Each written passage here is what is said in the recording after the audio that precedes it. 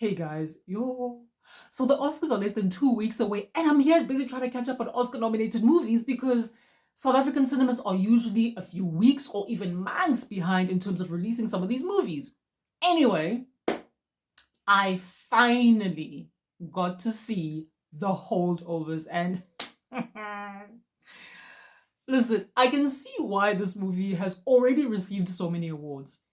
Guys, it's so good.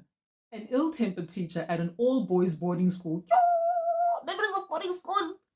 Good times. Anyway, an ill-tempered teacher has the unenviable task of having to look after a small group of students who can't go home for Christmas. He's joined by the school cook, who'd rather not spend time with family over Christmas due to the loss of her son. The teacher then forms the most unlikely bond with one of the more troublesome students.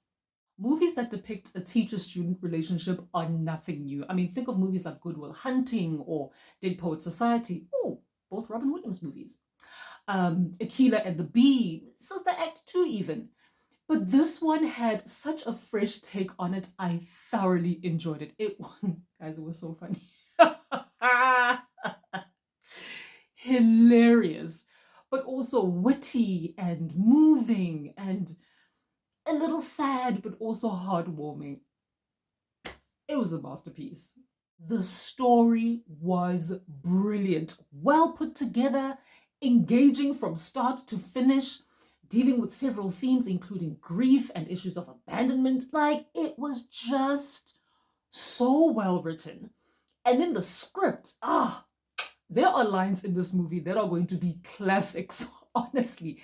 And pretty much all of them were delivered by Paul Giamatti. Like, guys, yeah, I know. Brilliant. I loved the relationships they created between the characters in this movie, whether it was the teacher and the student and the cook, or just between the teacher and the student.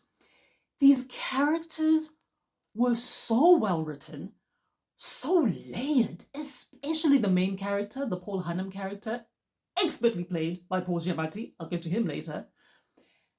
And then the character development, just watching these characters grow and evolve was so satisfying. And then the performances. Guys, the performances in the Holdovers were stellar. Divine Joy Randolph. Oh, her performance was so subtle and emotional and compelling. Her portrayal of grief was just so genuine and nuanced.